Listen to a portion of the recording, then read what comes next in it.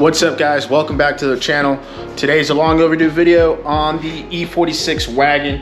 We're going to be driving up to a friend of mine's who is a manager at the Take 5 car washes.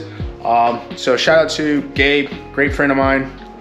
He actually watched one of the videos and said, hey man, I saw your video, I want to help out, I want to support. And he's gonna be, loaning us his lift actually, so we can get a better look. I think it's, way better than being, in jack stands and doing it that way. So super thankful for that.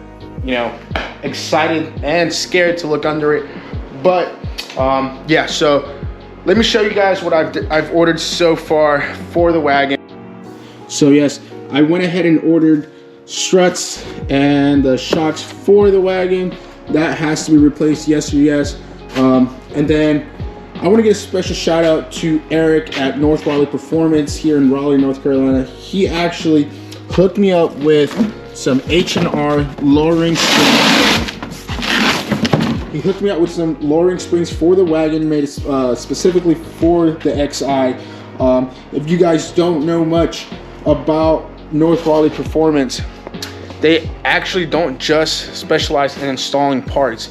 If you guys haven't checked them out on their Instagram, TikTok, they actually provide great quality parts for the great price. So I think that was pretty sweet of him to help out and be part of this. I'm definitely going to be hitting them up for a lot of parts because there's just some parts that I can't get through eBay or something. So I will be bothering them with a lot of parts for the wagon, hopefully.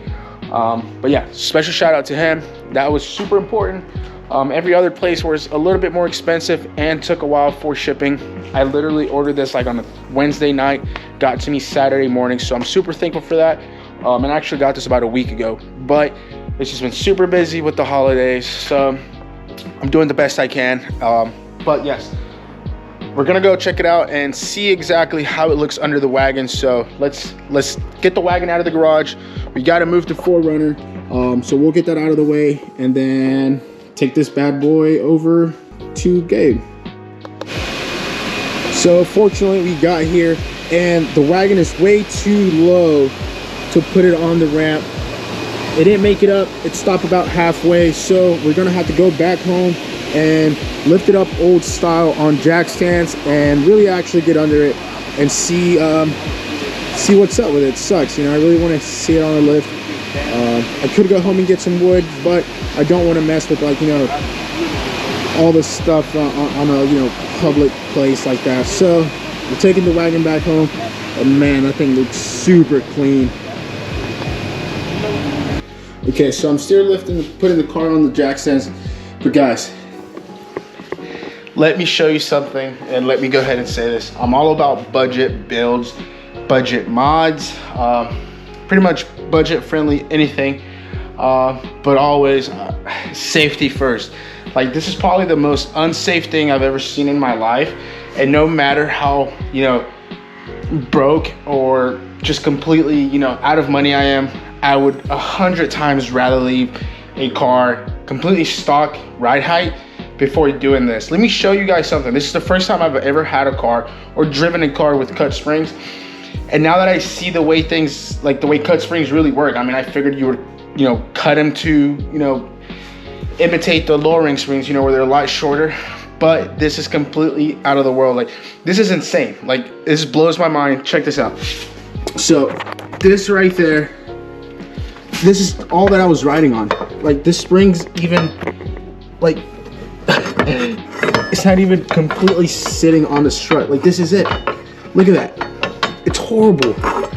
Look at that. Like, that just makes zero sense to me. You can clearly see the cut right there. It's just horrible.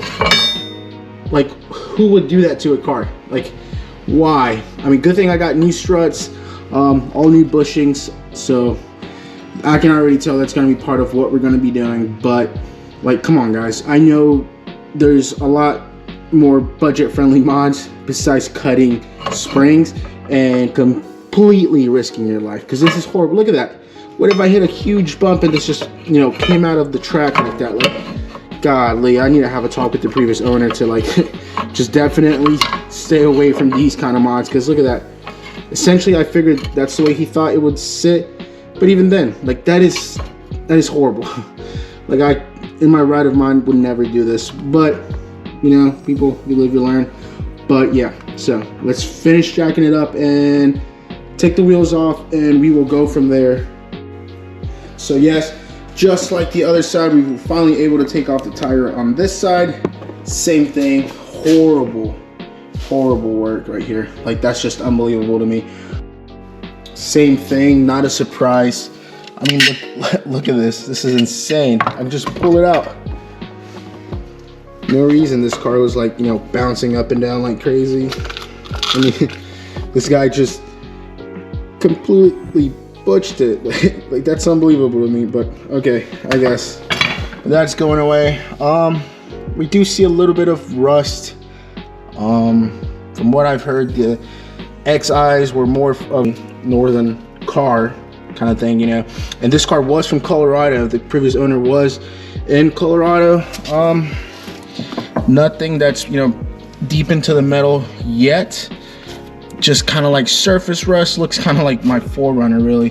There's rust on it, but nothing that's eating away into the metal just yet. So we will probably be coating it and making sure we protect the undercarriage for the future.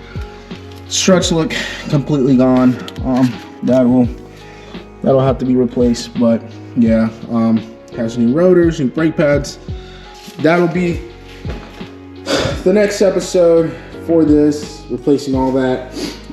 Like I said before, I do tack these projects as I can, when I can, on the free time. Unfortunately, I don't have the time during the week to just kind of, you know, knock these out, but we will be getting that done. I also want to go ahead and talk about the plans for the e46 wagon. I know it's been a little chip choppy when it comes to the wagon, like from when we bought it, what I said about, you know, wanting to do the e46 M3 conversion on it. I would love to.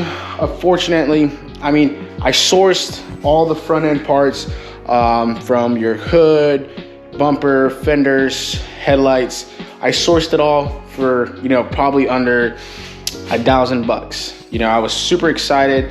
I knew for a fact that was the route I was gonna take. You know, I had the whole front end, headlights, everything.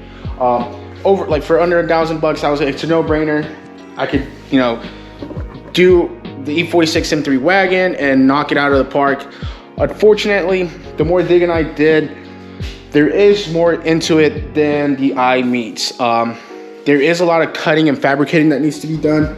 So, for example, in the e46 M3, this body line here, the way the hood goes and the way this door goes, it's just completely different from the e46 M3 fenders.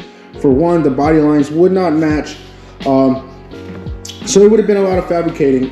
You would have to basically, you know, scrap this from the skeleton, mold the e46 on top of it, the e46 M3 fenders, excuse me, on top of it. In order to put the side grill on the fender, we would have to cut that, fabricate it, weld it, remold it, you know, bondo it, and it was just a lot more than I want to put into this project. Why do I say that? Because this project is something that I don't want to hold on for too long. I want to be able to clean it up, resell it, or like enjoy it for a while and then resell it, you know. So it's something I don't want to sit on for too long now. I would love to tackle on another big project like the one in Clone, to where, you know, this car took me about, I want to say, near a year to complete. You know, it was under a year that I did it, but essentially it took a lot of planning beforehand. When I had my F80, I decided to sell it for this, and that was the only reason I was going to get rid of my F80, was if I was going to be building something different, and I did the one in Clone on a budget. So I was happy with this. I'm still happy with it, but I don't want to tackle another project as big as this just yet. I just want to really focus on finding a hobby or a job for when I exit the military. I would love to do this, you know. I would love to buy vehicles, bring them back to life, flip them, and so on, you know. I think that would be something great that I would enjoy to do, but not ready to do something like this to resell, because it is just so hard when it comes to finding the right buyer, and it's a pain in the ass, you know. It's just something I don't want to put myself through. But yes, let me walk you guys through the plans on the wagon for essentially the goal for this build. So for starters, we are going to be doing the MTEC 2 conversion on the front. We are going to get that front bumper, and it's going to be, you know, a big change for the front end. We are going to be getting rid of these, you know, horrible grills. I had someone comment on the first video, you know, the first mod should be getting rid of this, and I agree. The badges, it's weird. I don't know how I feel about it. I mean, they don't really bother me. But I mean, I guess they look kind of cool, maybe not. But I might be switching over to just OEM chrome grill, or excuse me, OEM chrome badge, which is the same thing I have on the 135, you know, a little OEM plus. But yes, the grills, I would refinish these headlights, but I want to do the same thing as that and get the clear side markers. So I'll be doing that. You know, all the little stuff to clear out the orange, you know, getting rid of that.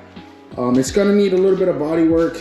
I am gonna have to remove this old PPF. You know, this is probably put on there, you know, from factory, honestly. And it's been, you look up close, it's been cracking and it just dried out on the paint. So that's gonna be fun. There's a little bit of body work here. We're gonna have to, you know, smooth this out, you know, so I'll be doing that as well. I'm still unsure if I want to get it resprayed, I want to wrap it. I'm not sure yet, you know. There's a little things that I'm gonna be figuring out as I go, but yes, wrap would be essentially my least expensive thing, something that I can knock out. The color, unsure yet. There's a couple scenarios that I want to go with. I am considering Nardo Gray. It's one of my favorite colors. I had it on my E90 M3, and here's a picture of it. So yeah, I would love to do something like that. And then for the interior wise, I'm still pretty unsure exactly what I want to do. The black is super clean. It is probably one of the cleanest E46 interiors. Probably not, maybe just the one that I've personally seen. But the headliner, I would love to dye the interior red for the simple fact that I'm a big fan of red interior, but I'm not sure yet, you know, so we'll see how it comes along, you know, in the next couple weeks. I'm gonna be, you know, tackling this project as much as I can throughout the week and as fast as I can. The plan is to have it ready and rolling by Christmas time, to where I can have the MTEC bumper on, suspension figured out, and then we're gonna be going from there and starting body work. It's gonna be a super quick flip. I say that, you know, knock on wood, nothing goes wrong and other stuff starts to fail, but that is the plan for the wagon. So the video was a little different today. I kind of just wanted to give you guys an update on the wagon itself. It wasn't going to be anything crazy, short and simple, just to give you guys an update. But on the next video, we are going to be working on the suspension, getting that knocked out. I do have it, you know, here ready to go. And, you know, like I said, shout out to NRP for hooking it up with the lowering springs. Super affordable, super fast, you know, so that's gonna be the next video. But for now, yeah, thank you guys for watching. Don't forget to comment, like, and subscribe and share. And I'll see you guys on the next one. Thanks.